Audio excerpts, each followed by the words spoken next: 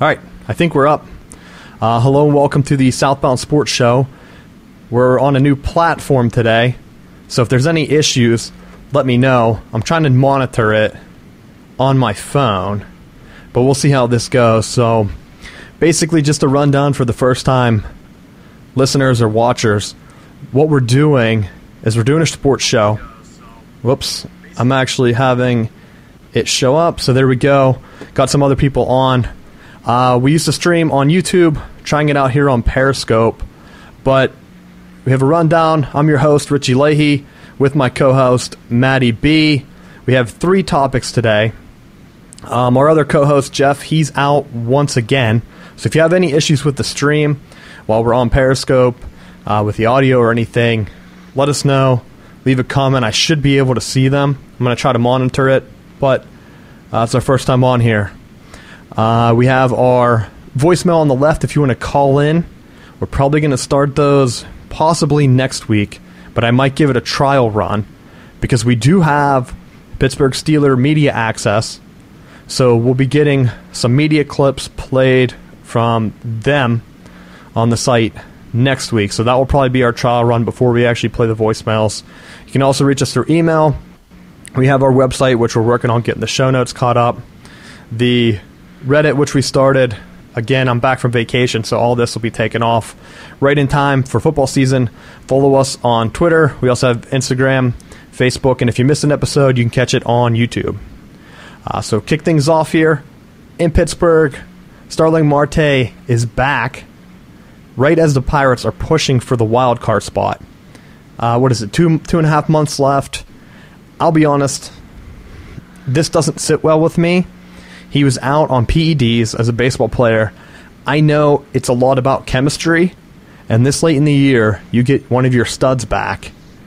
He's going to be rusty. Think of how rusty McCutchen was at the beginning of the season when we complained about him. It took him a few months to get going. By the time Marte gets going, I mean, I'm sure he played, but he wasn't technically able to play a real game of baseball, and it's hard to simulate that environment whenever you're in the cage all day. It's just hard to do. You're not going to be able to do it.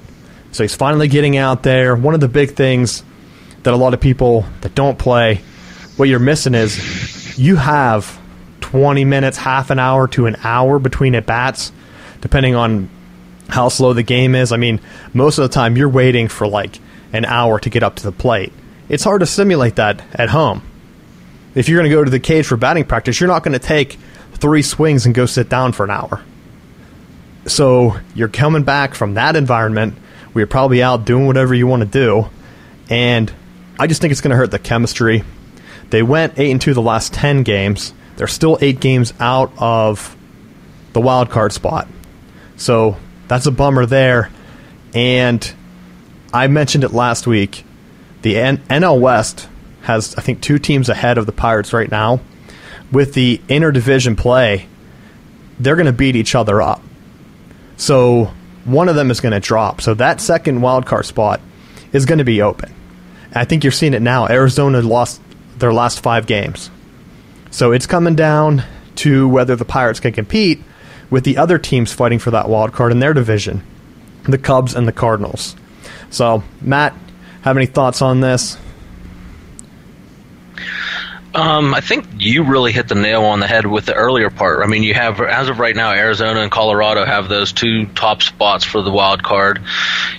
The NL Central is a complete garbage dumpster fire right now because you have St. Louis, you have Pittsburgh, you have Cincinnati that is completely fallen off at like 13.5. I think they're 11.5 out of the division. It's just, it could be anyone's game coming down the last couple months of the season. One of the things that I question with the Marte issue is what really is it going to affect the chemistry as much as people make it out to be? If he comes back and they're still winning games, it's going to be a non-issue. I think sometimes the media will tend to blow that out of proportion, the chemistry aspect. I mean, at this point, when you're playing a professional sport, you do your job. It should just be do your job, and it doesn't matter who the other pieces are. You know, I think maybe the chemistry factor is a little bit more with maybe high school sports, where you are dealing with the same kids day in, day out, and there's going to be more of a psychological aspect with that. I think as you're getting paid millions of dollars, a lot of the other stuff that could be bothering you, you shouldn't let it get to you if you're playing on a professional level. Well, I look at it, one example that came to my head as you were bringing that up were the Dodgers from a few years ago or 2 years ago, however long it was, whenever Puig came up. If you remember, he had all his antics, drew a lot of media attention.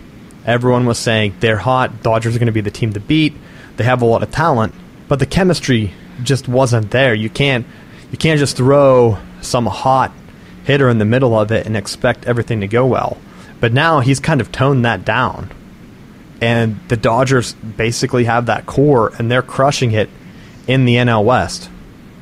So, I mean, you're going to have that come back to here, the Central. I'm going to bring up the actual standings. But I think what you have is a core of Pirates players. I don't want to say they're really young. I mean, that's something that gets tossed around a lot. But here, they need to get in a battle and win it. The last wild card was a few years ago. Everyone felt let down when they didn't advance. But here, this year, they're right in the thick of it. The Cubs, winners of the World Series last year, they're probably going to be the biggest hurdle. Pirates can't get by the Cardinals, though, any year. So that's going to be a team to beat. I'd pretty much throw the NL East out of it. I would be shocked if the Atlanta Braves made the playoffs. So as I'm looking at the standings here, it's going to come down to, I would imagine it to be one of the NL West teams makes it, and one of the NL Central teams make it. And so if you go ahead and look at it from that perspective, the NL West, that gap is going to close. That's pretty much where the 8-game gap comes from for the wild card. And so just in the Central itself, the Pirates are really only 2.5 games behind the Cubs for the second place in the Central. So first things first, they need to go ahead and get that. Maybe the Marte chemistry thing isn't going to happen. The other thing that scares me with this is the trade deadline. Every year, the Pirates do something outrageous on trade deadline. They trade away a core player. It looked like it was going to happen. Now they're making a run. Do you think they'll trade someone this year and kind of gut their team? I think they're starting to alienate some of the fan base. Maybe my perception is off with that. I think with the struggles that they've had, and with being 8 games back from the wild card spot, I mean, they're putting themselves in a position now where if they really alienate themselves, they're going to push the last diehard fan base members away, and then they're really going to be out of luck. I think for as well as they're playing right now, the smart move would be just to keep the pieces that they have where they're at. And even though it may not be the popular move, I know people always want to say, spend the money, go get a free agent or something like that, but you don't want to you want to get the value for what you're trying to acquire. Like I know with St. Louis right now, they were speculated that they were trying to go after any one of the Miami Marlins outfielders, but the Marlins had just announced that they weren't dealing with they weren't going to look at moving any of their players until after the season anyhow. So it kind of put the kibosh to that. Well, Miami, they're the team that's kind of similar to the Pirates, except every once in a while they'll go ahead and keep that core around for that one deep run, and it's paid off for 2 World Series championships for them. So that's probably where they feel they're at, and probably why they're going to wait until after the deadline. They've kind of made a push. I know they have some studs there. Are they going to be able to keep them forever? No. Are a lot of them going to sign somewhere else? Probably. Are they going to be able to trade them? I don't know. But this is when you get down to it. Trade deadline is the next big hurdle. I don't know if the Pirates are going to be able to make a move to bolster that. just looking at their overall record, they're only at home.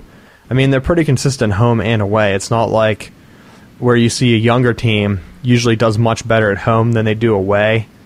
Their records are pretty similar, right around 500 for both their home and away records. So I don't know if making a move for a veteran at the trade deadline is really going to help them. I don't know if they're able to make a move that would push them over the top. I'm still worried that they're going to go ahead and do something to gut their team once again. And it's probably conditioned in me.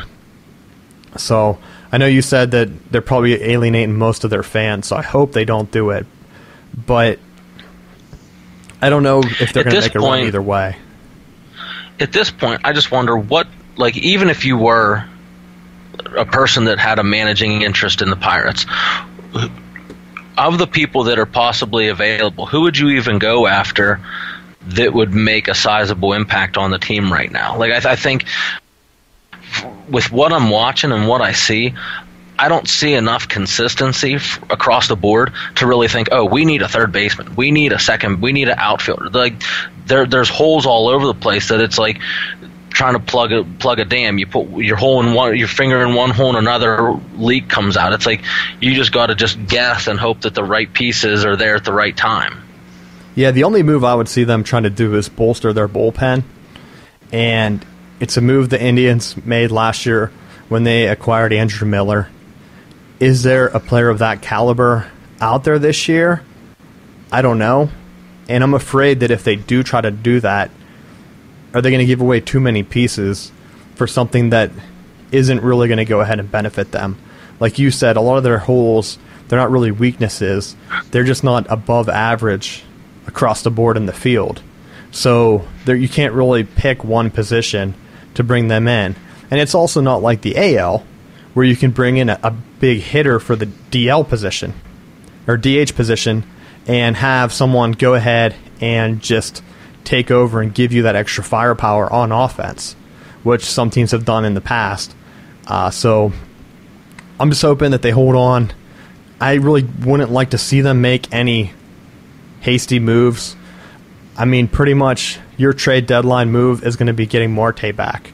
And I would be doing everything I can to get him comfortable, have him come in. I'm going to have to talk to the team, explain his situation, and just now, hope it doesn't happen again. As far as his suspension, is he not allowed in the clubhouse or any of that other stuff? Like, is he banned from the facilities as part of that ban? I'm pretty sure it's everything. And he's back. Is it tonight? Or is it last night? Or is it tomorrow? He's either back now. By the time this comes out, he'll definitely be back, I believe. But I'm pretty sure it's everything. Now, I think they gave him... Did they give him kind of like a rehab stint in the minors? So I think they let him give... I think you're like banned from everything for the first part of the season. Then, if you pass... I think they give you another test. You pass that, then you can come around the team. Then you can get designated to one of the minor league teams. And then, so it's kind of like a workflow that you have to go through to get back. And so now he's finally back with the Pirates. So he's going to be in the lineup. By the time this comes out, he'll be in the lineup. So we'll get to see what he does at the plate. I'm afraid he's going to come in and try to do too much. He doesn't have to go out and have a 3-hit night. Just come in, get comfortable, go through the steps. You've been away from it. Minor league baseball is a whole different beast. So you can't go ahead and use that as his barometer for the season. I don't think he hit well there either. Was it low 200s possibly? So I don't know if that stat was on the Major League Rundown or not. But I know as of right now, the Pirates are playing the Brewers. Bottom of the 7th, Bucks are up 4-3, and again, they're gonna gain a game on the Brewers. Cardinals are up 5-0 on the Mets. So it's like, even though they're winning, they still can't gain any ground on the Cardinals. They're just all they're doing is just muddying the water in that NL Central. And that's fine for now. I mean, the Pirates are only a half game back from the Cardinals. My worry is that the Cubs are going to make a push like they did last year, because if they have the core, that knows what it takes to win in the playoffs. And when you have a team like that, just think of that veteran NFL squad that you know is going to make the playoffs every year, even if they're not going to go very far. That's what the Cubs feel like to me, and the fact that they're up 2 games on the Cardinals and Pirates, that scares me, because they're not going to be able to make that up unless, I mean, they're going to have to take a few series from the Cubs whenever they play them. And yeah, they are playing now. Marte is playing. He's actually 1 for 2 against the Brewers tonight, so doesn't say what his hit was. But by the time this comes out, he definitely will be back, as he's playing tonight as we're streaming this. But any final thoughts on Major League Baseball before we move to our next topic? I just think, looking at St. Louis, I think they're going to be a team to watch, because they've been a contender the last couple of years in the NL Central. I think if they can get their closing pitcher, their bullpen situation squared away, they really haven't been the same ball club over the last couple of years. If they can get some consistency coming out of their bullpen, they're really going to be a tough team, because they've given away a handful of games in the early part of the year just by the starting pitchers going late, handing off to the bullpen. Bullpen blows a 1-run lead in the 9th or 8th inning. So I think if they can close that gap, they may be a team to watch in the second half of the baseball season. And that's why I think that second team is going to come out of the Central instead of having both wild cards from the West. Realistically, it's most likely going to be the Cubs or the Cardinals. The Pirates have a chance, but are they going to be able to put it all together? I hope they do, but I'm not counting on it. So that we'll check back in on them next week. We're going to go ahead and move on to our next topic. Now, this is something that you brought up to me, Matt. As we're talking about Tom Brady, I think that we did a Tom Brady piece back when we first launched in January or February, and that's still our most viewed piece that we talked about where the legacy of Tom Brady was before he won that Super Bowl, which was probably the greatest comeback in NFL history. And you brought up the fact that he's always going to be connected to Bill Belichick. So you have Tom Brady, has the most Super Bowl rings as a quarterback in NFL history, has a handful of them, but so does Bill Belichick. They haven't won without each other, and everything's been together. So you can go ahead and kick this off. Why do you think he's going to be overshadowed? Well, I think there's a couple things.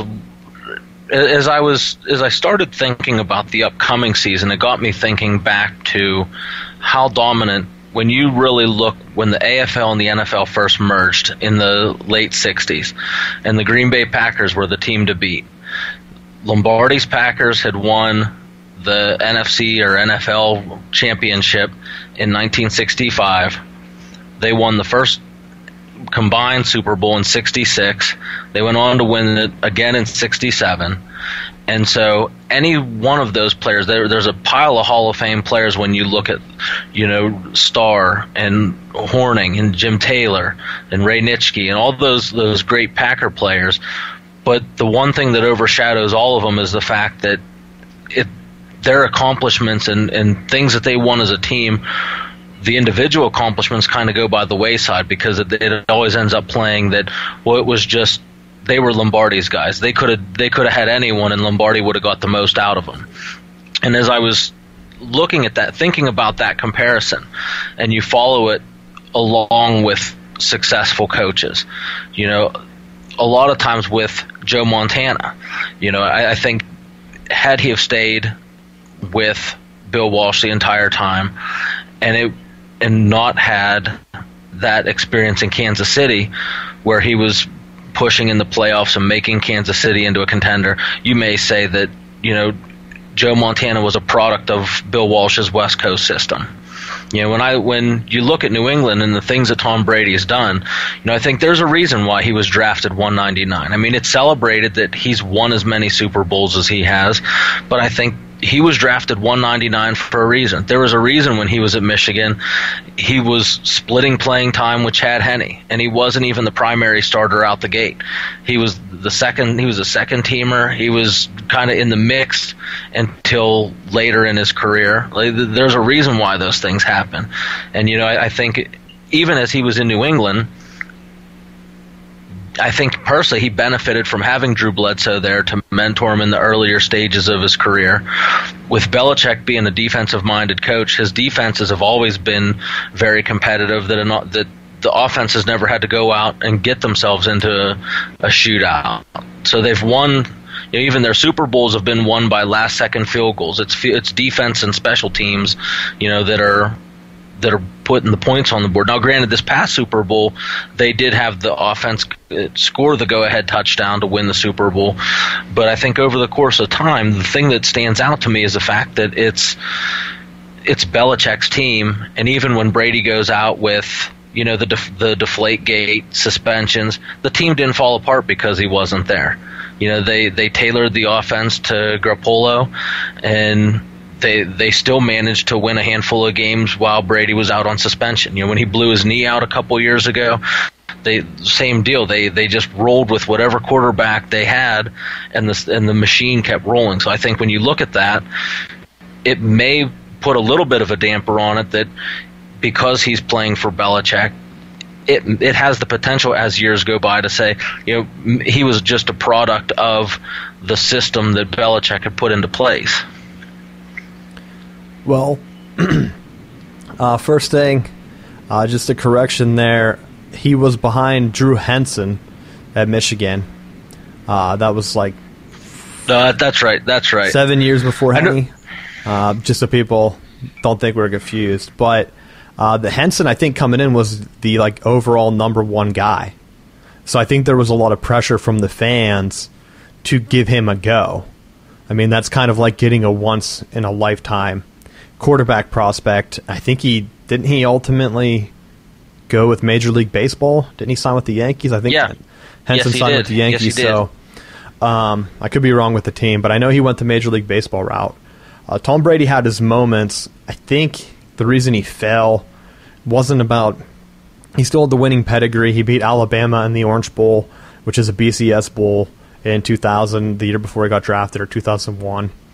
And I think his knock was when he went to the combine, he was just a skinny guy. He didn't have the workout regimen that he has now.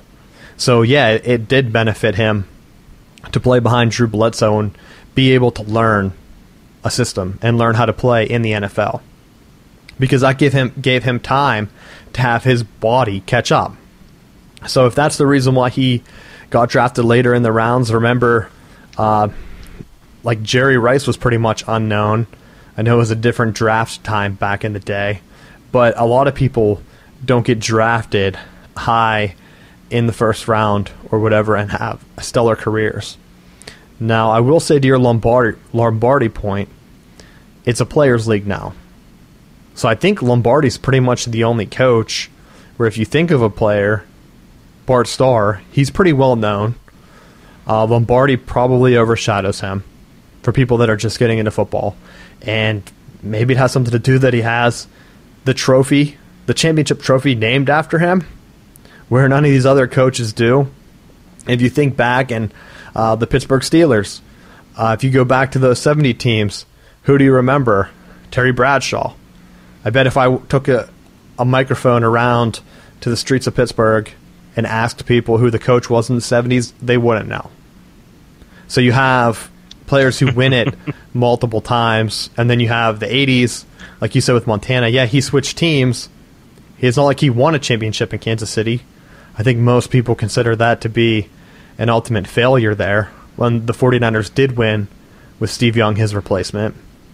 Some of the other guys, Aikman, how many people could name the Cowboys head coach?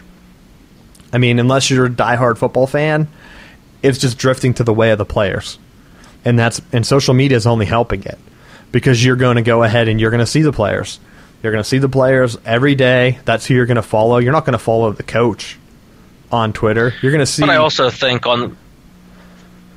But I think with that Dallas point, they did split between Jimmy Johnson and then Barry Switzer, so there wasn't the continuity of the coach. True. You know, with Lombardi, he was the mainstay, and then the Packers fell apart after he left, took his break, and then went to Washington.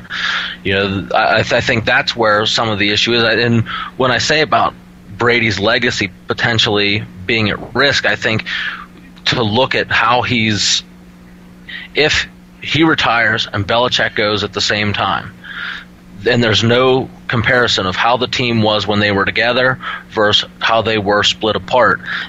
Down the line, it may have the Bart Starr effect of, well, he was just playing under arguably one of the greatest coaches of our era, you know. And I think with Montana, he was at the tail end of his career when he was at Kansas City. Kansas City really wasn't a contender.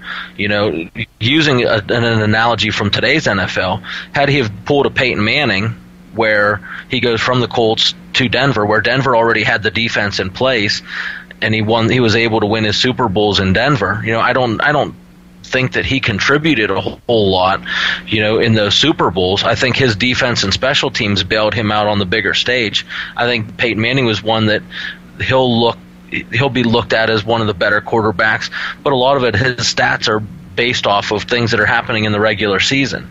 You know, once he hit the playoffs, he struggled in those years playing New England because New England was a well-coached, well-scouted team that picked up on his offensive tendencies, and he struggled to put the defense out that was able to carry him. And then it seemed like the last couple years in Indy, when they were able to get, you know, a consistent defense in place, that's where you saw they carried him. I mean, he won his first Super Bowl playing against a Bears team that they had no offense. So it was like he had to win that one. And with the Denver Super Bowl, I mean, you could have put a Pop Warner team out offensively with the defense that they had, and they were going to win that ball game. Well, the Peyton Manning point, I don't think there's a comparison to be made, because even Joe Montana, whenever he changed to the Chiefs, I think, did they trade him? Like, he had no say. Peyton Manning, he was driving all around the country, or pretty much flying first class, kind of being suited. He had his pick of teams. So yeah, if Tom Brady's going to have his pick of teams, like, what would happen if he came to the loaded Cowboys right now? Would they be a lock for the Super Bowl? There's a good chance you can look at that and say, yeah. Basically, that's what Peyton Manning did. He went to the loaded Broncos. Everyone knew they were solid. Hell, even Tim Tebow had a playoff win there. So it's not like... Yeah, and that's a great case in point. So it's going to be different comparison. The one guy that I think you could compare him to is maybe Ben Roethlisberger. He's won with Bill Cowher and Mike Tomlin. And you can kind of say that the team consistency is because of Big Ben's play. The defense hasn't been the greatest some years. The offensive line hasn't been the greatest some years. But he's been able to be consistent enough not to get over the top. He hasn't gone to as many Super Bowls. In fact, he lost to Brady last year. But he's there, and he's given that consistent push against multiple coaches. So in that scenario, he had, again, like Montana, he had no control who the Steelers were bringing in. Where Peyton Manning, that's a totally different beast. He kind of did what Kevin Durant did for the Golden State Warriors. He went around, was like, hey, who's the best chance to get me a championship? And, well, it's a little bit different because in basketball you can play whatever you want, but, I mean, who needs a quarterback? What championship team needs a quarterback? And he landed with the Broncos. Because if you remember, he was close to signing with the 49ers, and I think Harbaugh was there, and Harbaugh would not give him the reins to the playbook 100%. He said he could call audibles or something, but he wasn't fully able to call his own plays because Harbaugh works with assistants, was it Greg Roman? I don't even know who the offensive coordinator was at that time. But he told Peyton, that's who it was. I think he told Peyton that he had to go there, and everyone had thought he was going to sign with the 49ers. And then next thing you know, he goes to the Broncos. John Elway's kind of there patting him on the back saying, hey, you can do whatever you want here because we just want to win a Super Bowl. We think you can get us there because, hell, we already had a game won with Tim Tebow. So it's a different scenario. The NFL is so tough to win in that there's not really any comparison. So I'll pitch this to you. What would you rather see him do? Would you rather him stay with the Patriots if Belichick retires and win, not even a Super Bowl, just win? Or would you rather see him pick another team and get another Super Bowl? I think he earns more credibility staying in New England after Belichick leaves, and he's away from maybe some of the things that the consistency of Belichick and being able to win. I think would do more for him. I don't think it helps him if he pulls a Manning and goes to a top tier team and cherry picks a championship there where you already have the pieces in place. I think to go to an average team, like I would say maybe even a Buffalo team that was on the hunt for a wild card berth towards the end of the season, obviously he probably doesn't want to go to someone in conference or in the same division, but to look at something like that would, in my opinion, would solidify him more. It would distance himself from, well, you were just it was a major cog, but you were just a cog in the Belichick machine. That it didn't matter who, because for years, that the system, they were having the most ridiculous wide receivers.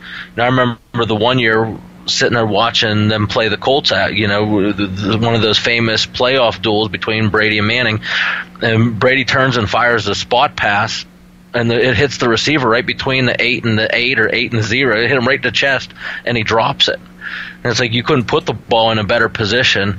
And that following season, they went out and got Moss, and they got, I think, Welker. They got a couple other guys that finally helped them, get that push to get to the Super Bowls. Well, even then, you're still a Wes Welker drop away from having another Super Bowl, which would further cement this relationship. And I agree. Belichick has a system. Tom Brady hasn't been throwing to the best receivers. There was a 3-year stretch there when they had, because then they have Ochocinco for a while too. I don't know if he overlapped with Moss though. They had him for a real little bit, but when he left Cincinnati and went to New England, they really had him on lock and key with what he could say, what he couldn't say, and that was when he left New England to go to Miami, and then unfortunately got his domestic violence charges, where the Dolphins ultimately had to release him.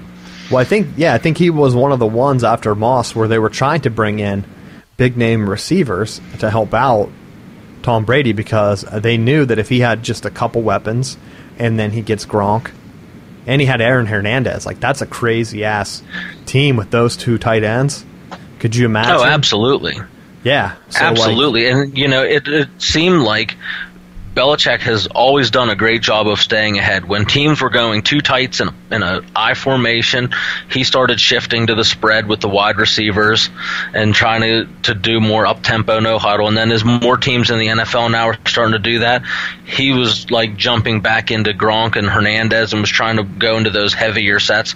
I mean, even Jim Harbaugh was doing that towards the end of his tenure with the 49ers, where he was going with those bigger set guys and was having a lot of success because the rest of the league was in a, for lack of a better word, like an NBA mindset where they're going to play small guys, they're going to play speed, they're going to play up tempo, and it just, as New England is able to get those pieces and stay a step ahead of the curve on what the rest of the league's doing, I think that in some ways may take away from his legacy. Not to say that you'll leave him out of any top tier list. He's definitely a quarterback that's shown through the years that he would be in your consideration of all time top quarterbacks. But I think does it affect him during this time of year where you're looking at top quarterbacks and say, well, was it product, or is he a product of is he a system guy, or was he able to, could he replicate the work that he did in New England? Could he do it in Miami? Could he do it in Dallas? Could he pick it up in New Orleans? Or does he have to be, under a certain system and be able to be under certain guidelines to be successful? Well, do you think the cheating allegations hurt his legacy at all? And that goes for Belichick as well, because you remember he was, what did they call that one? It wasn't Deflategate, but the one before that, Spygate, or whatever the hell. They always call them Gates for whenever it's the Patriots. thing, but they've kind of both had one. Do you think that ties them together, or kind of tarnishes both of them, or separate, or what? I would say that you would think that it would hurt the team, but it just seems like by consistently winning as much as they have, that winning and these other teams have fallen by the wayside. You know, when they had the Spygate, you know, when Eric Mangini was coaching the Jets, you would think that with the allegations and the things that they were going to put in place that it would have made the Jets more of a contender. And even with, you know, the sanctions and stuff that the league tried to put on them, they still ended up losing. Mangini still got canned in the end of the day. Like, it didn't do anything to help them. You know, the Deflategate, you know, they tried to suspend Brady for a couple games, and they still ended up they were like 4-1 or something like that, as pretty darn close to undefeated as Brady was coming off that suspension. You know, going back to your earlier point about chemistry, you would think that with him being rusty, not playing for how long, that it would have affected that chemistry, but he steps right back in, and the machine doesn't even miss a beat. They just go right back in playing consistent football. You know, I think that's that leadership that you're seeing, that, you know, they know going year in, year out who their coach is going to be, who their quarterback's going to be, and I think that speaks volumes to the franchise. Just like with the Steelers, I mean, they've had two coaches, but they've both run very similar system. They've allowed Roethlisberger the liberty to operate out of the no huddle, so that even though from Arians to Haley there are some differences in play calling, Ben having the liberty to be able to call his own plays, I think, separates himself a little bit from some of the other, you know, I guess distractions, for lack of better wording. Yeah, and I hate using the Steelers as an example because we basically have a Pittsburgh lean, but that's the only example that I could think of where you have a quarterback who's won multiple Super Bowls under different coaches. So, at least in the current day, I don't know, did Montana win all his with Walsh, or did he have one with Seifert too? Because wasn't Steve Young's under Seifert? I could be wrong.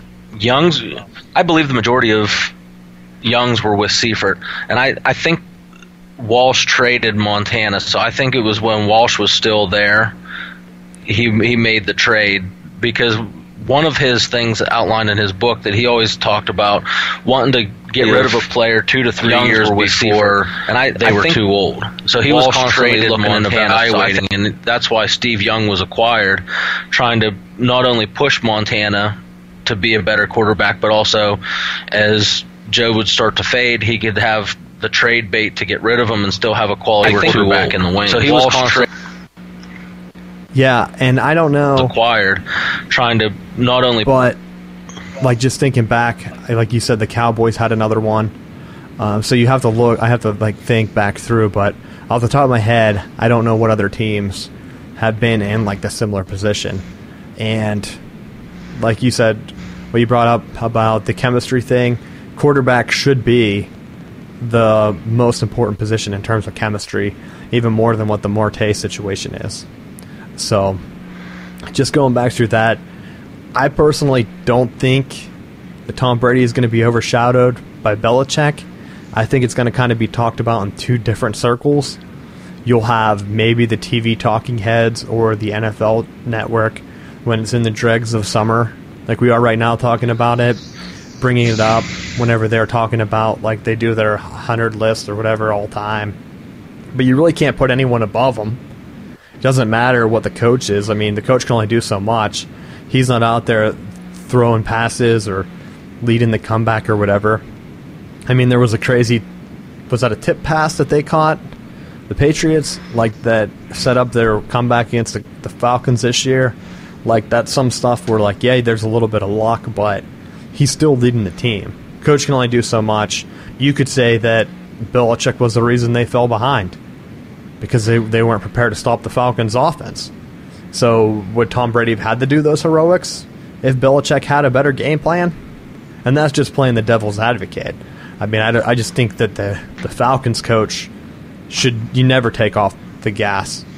I think of the Seahawks dismantling of Peyton Manning, where it was like over in like 5 minutes, but it was still funny that they were still destroying them.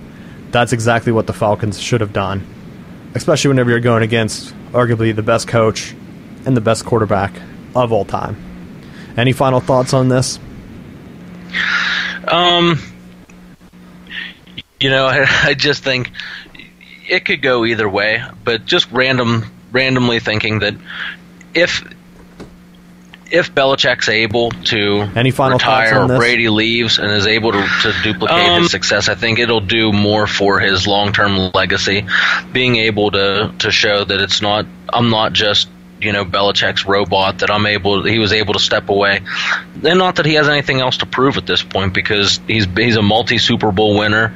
He has his endorsement deals and different stuff off season, so he has nothing left to prove. It's just doing his thing. Yep, that's kind of where I'm at. And if they both stayed together for 10 more years, is it really going to matter in the grand scheme of things? No, I don't think so. But we're going to go ahead and switch gears a little bit to college football. I'll bring up, this will be our last topic today. There might have been some missteps. I don't know how Periscope broadcast this, so I'm hoping. I've heard a little bit of an echo. Some of our stuff kind of got looped.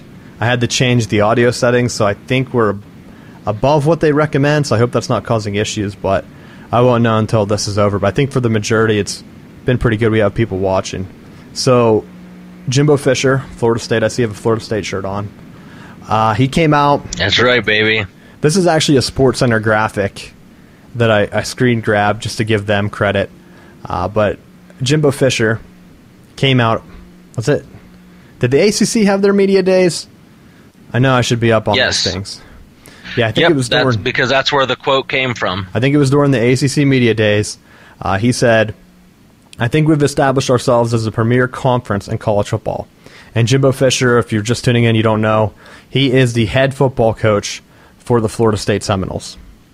So basically, he's coming out and saying that the ACC is the top dog. This is I think it came a few days after Nick Saban came out and said something about, like, most people didn't think I'd still be at Alabama, or something similar to the likes of that.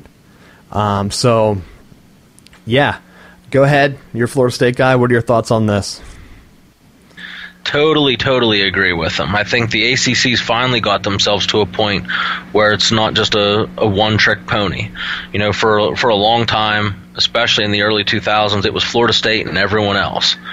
They had their championship in '99 where they went wire to wire #1, and I think in some aspects it hurt the ACC because there was no one else to compete with.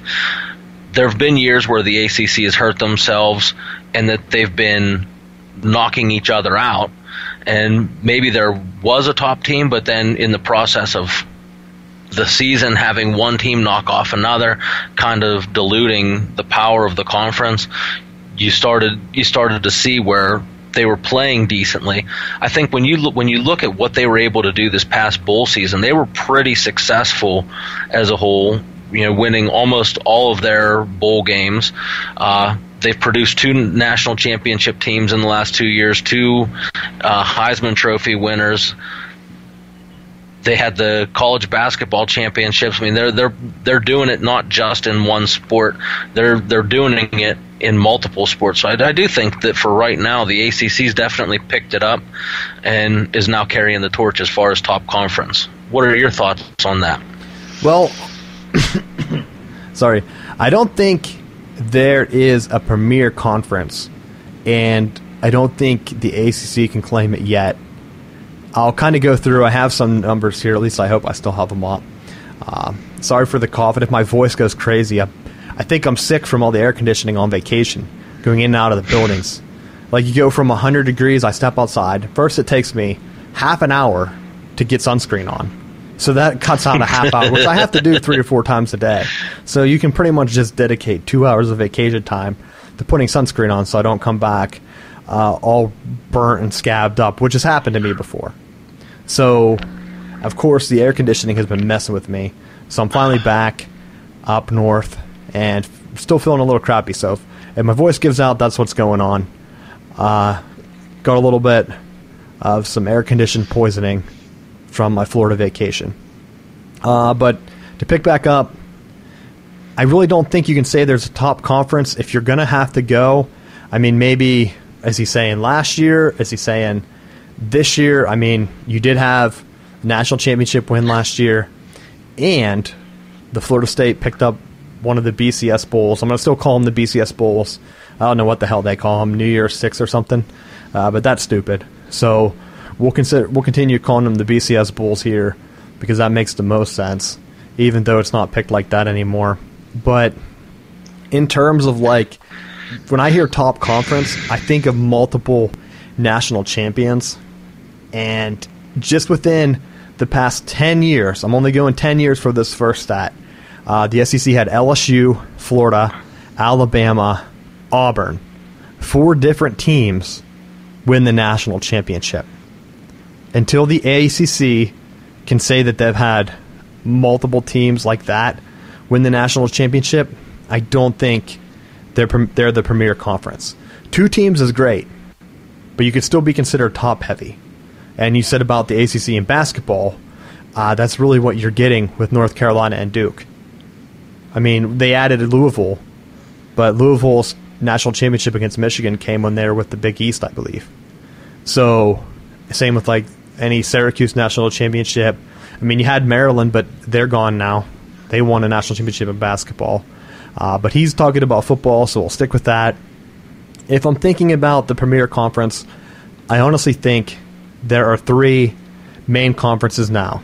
And I've talked with you before, and I wasn't sure on the ACC, but I will say right now, as it looks, they're definitely one of the top 3 conferences with the Big Ten and the SEC. And I'll just go through some numbers here on what my reasoning is. I think you have to have not only the immediate success, which is what the 10 years, if you look at the 10 years, both those 3 conferences have national championships. Ohio State for the Big Ten, Florida State, and Clemson for the ACC. So in the past 10 years, those 3 conferences have all of the national champions. Now, with that, I would say you have to have consistency. So we'll go back 30 years. What conferences are able to win a national championship? Not every year, but they should at least be winning one every decade to be considered premier. And I think these 3 conferences fit the bill. The only one I'm worried about as I'm talking about this is, well, it's not quite done yet. Well, I guess it is. So if I go from 2000, like if I go from the 2011 to 2020 season as my decades, instead of going from like 2000s, I could go from 2007 to 2016 or 2000 whatever. So it would go an actual 30 years back to 1987, which that might be confusing as hell as I tried to explain that in my head. It made a lot more sense when I was thinking about it. But going back, we'll start with the 90s. So the 90s, you had Miami, but they're in the Big East. So you have the Big East and the Pac-12. They both won one. Alabama, the SEC. Florida State was in the ACC at that time, so ACC has one for the 90s. Nebraska, for the Big 12, has one. So pretty much all the conferences, Florida for the SEC, Michigan for the Big 10, Tennessee for the SEC, and Florida State again for the ACC, and Oklahoma in 2000 for the Big 12, which I think covers the main 5 conferences. Every conference has a national championship in the 90s. Pretty good parity.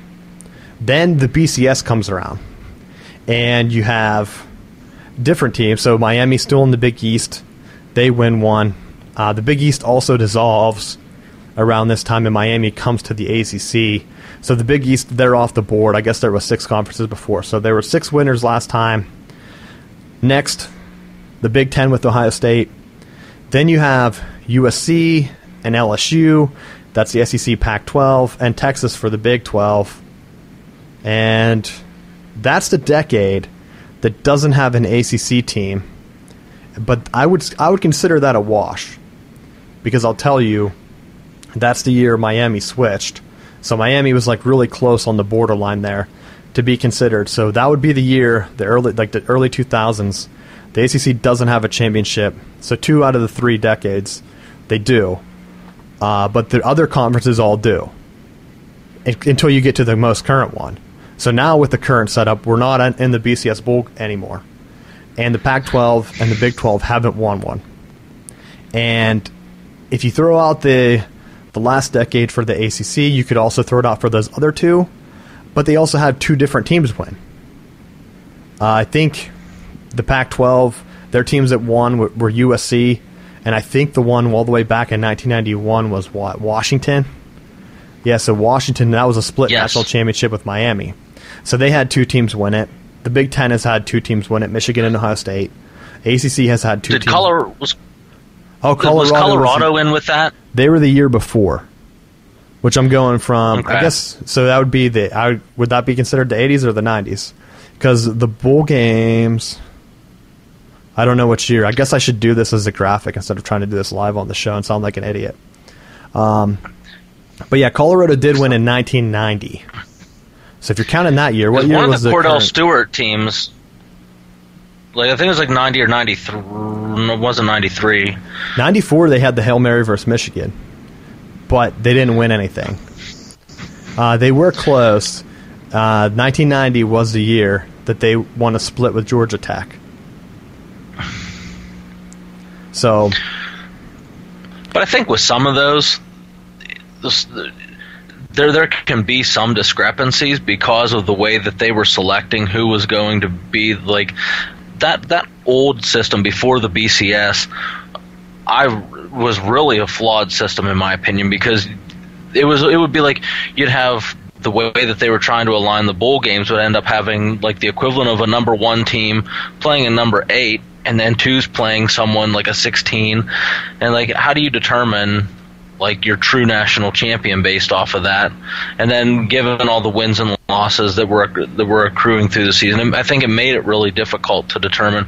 That led to your BCS, where at least you were getting by the end of the year your number 1 and number 2 playing.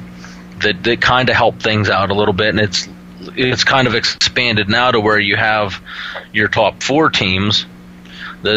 I think that we're getting closer to getting it right as far as the playoff is concerned, and having a true national champion, as opposed to who people from the media who may have ulterior motives instead of picking the number 1 team, or getting those top teams to play. Because thinking of some of those Alabama years, it was like they would lose in the middle of the year. To most teams would be, a death sentence. But then, because of how crappy the rest of that side of the SEC is, it's like Alabama and everyone else. They go on, they win their conference, and then they back their way into the national championship game because of the clout of Alabama. Is that fair to some of the other teams? Debatable. But I think that with the new playoff system, it's taking away that bias of, well, we're just going to put them in because we think watching them so much and having so much extra exposure that there's, the media just thinks, oh, well, they're the best team, so we're just going to give it to them. Well, I'll say this on that point because I was going to bring it up. So I think every year in the 90s had a split champion, except for 95 Nebraska and Florida State in 1999. And did you know that the NCAA recognized the national championship as any selection committee? If they name you as a national championship winner, you can claim that on your website, in your media guide, anywhere. So it counts. They don't name an official champion. And the reason I'm bringing this up is it affects Florida State, because in 1993, Florida State won the AP National Championship. But Auburn went undefeated that year, was on probation, which is crazy if you think about it. So they're on probation from the NCAA. So they weren't allowed to play in a bowl game, which would have probably got them the national championship. Florida State had a loss that year. They still claim it as a national championship on their website. The NCAA allows them to claim a national championship that they didn't play in a bowl because they were on probation. But if I look at the 1993 list, there are actually 4 teams listed: Auburn, Nebraska, Florida State, and Notre Dame, which Notre Dame did beat Florida State that year. So beat them in the head-to-head, but then lost a week or two later.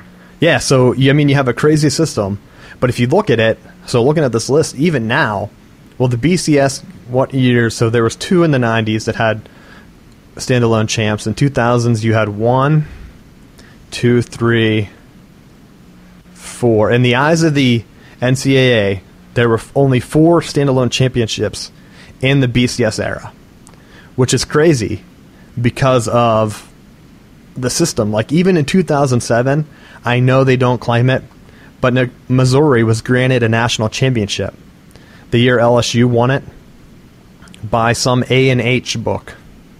I don't know what picking selection that is, but they allow anyone, if you get a publication that goes through all the years and whatever they start, you can name it. And there are even though Clemson beat Alabama head-to-head, there were still 3 selection committees last year that named Alabama the national champion.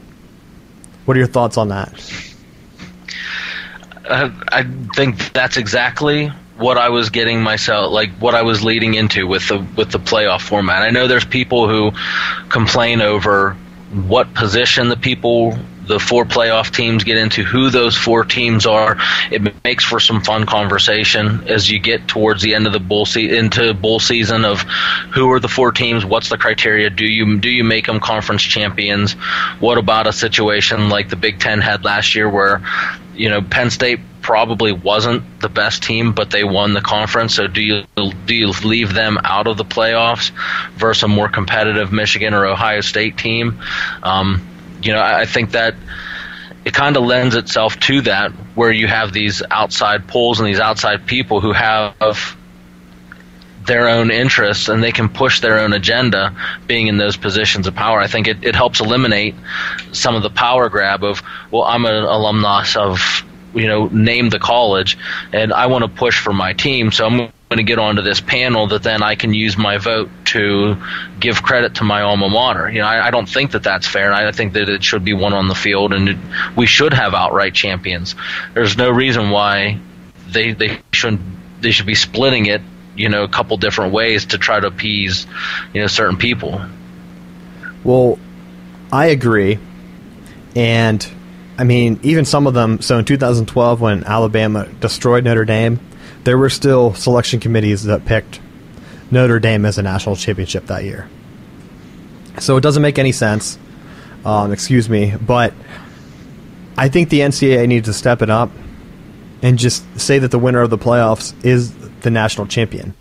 Because right now I think football is one of the last sports where they don't consider the NCAA doesn't grant a national championship, which brings up a point when we talked about, I sent this to you. Did we talk about it last week? I don't know. Maybe we'll bring it in next week. If we didn't talk about it, I'll have to go back through the tape. But what was that thing, the Director's Cup? And you sent me, CBS made up their own ranking for like the top college sports programs. Well, I don't think the Director's Cup takes football or uses football, or one of them doesn't, or they might now, but they used to not because it wasn't like an NCAA recognized championship. So you have like these weird rules where some sports you can get championships for or list them, some you can't, some you can just list whatever you want. So like you have Alabama who lists national championships that other teams list, and like the 1993 Auburn one, which is kind of crazy. If you're on sanctions, how is the NCAA letting you list that on your website? I'm surprised, to be honest, that didn't Ohio State go undefeated the 1 year, like a few years ago, and they couldn't play in a bowl game with Urban Meyer? Was that 2012? I'm surprised that they didn't get named by someone.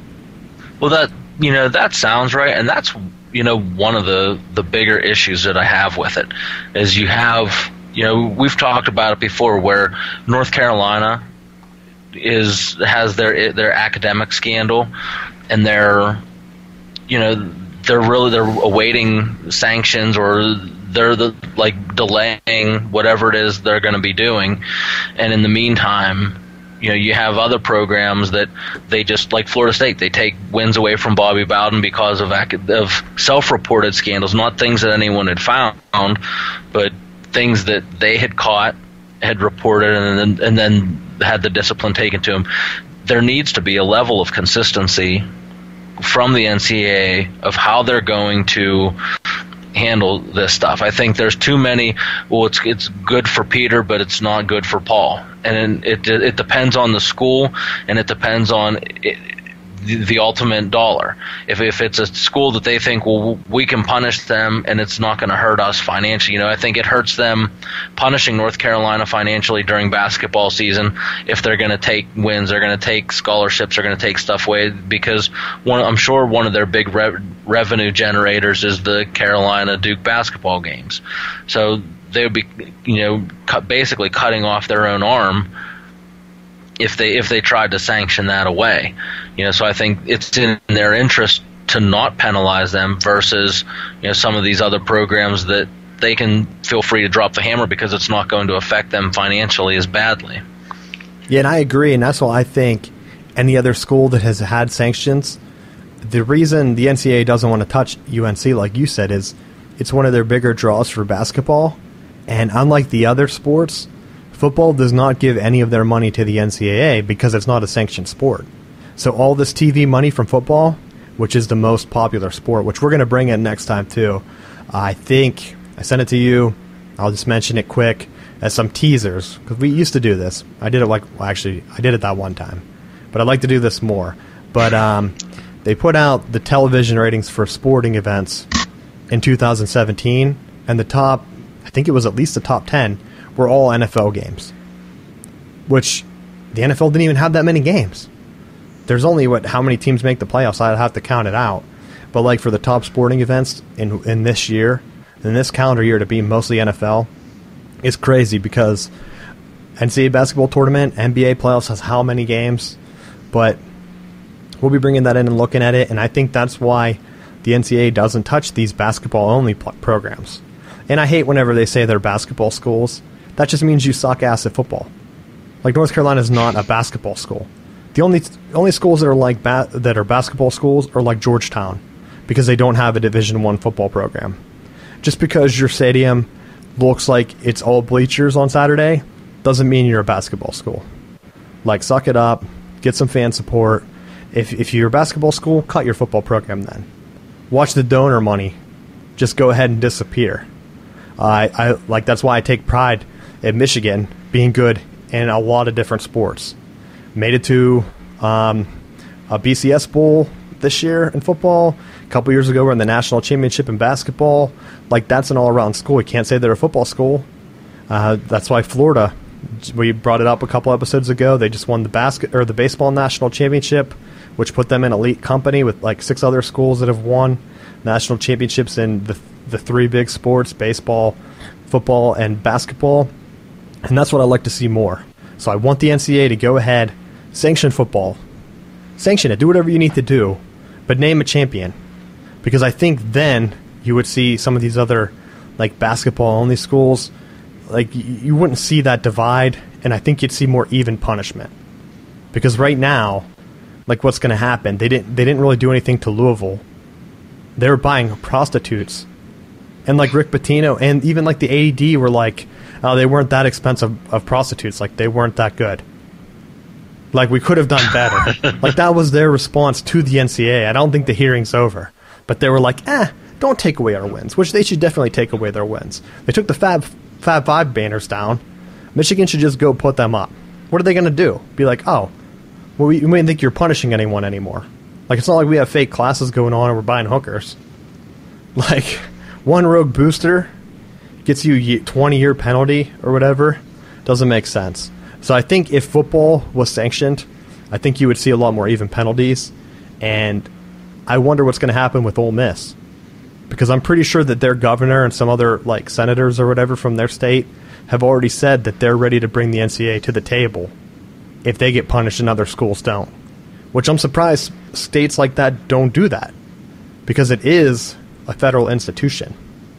So, but that's it. We'll go through, give some closing thoughts. I'll put together some of these lists. I know football season's coming up, so I'll be doing some more of this. Hopefully you liked us on Periscope. Looked like we had some good viewers, got a bunch of hearts. I'm guessing that's likes. So check us out. If you missed the show, it will go up on YouTube. I think you can still watch on Periscope too. The audio mistakes, I'm pretty sure are my fault, so we'll get those ironed out next week. But Matt, have any closing thoughts? Excited for the upcoming Florida State season. I love opening with Alabama, not taking the easy way out. Hopefully it leads to playing them early, getting some good tape on them. That way when we see them in the playoffs, we're better prepared for another championship run. All right, sounds good. I'm looking forward to football starting too. Like I said, I'll be bringing in camp should be starting soon for NFL, so we should be able to get some clips in from the Steelers camp. I have some other clips. We'll be testing them out, but I think on Periscope we're going to be able to get some more features thrown in. So look forward to that. If you have any questions, comments, again, call, leave us a voicemail, send us an email. I might just bring in a question segment at the end of the show. I'm looking at adding some more things, but we will be expanded. So follow us, everything like normal. And thanks for watching. We'll see you next week.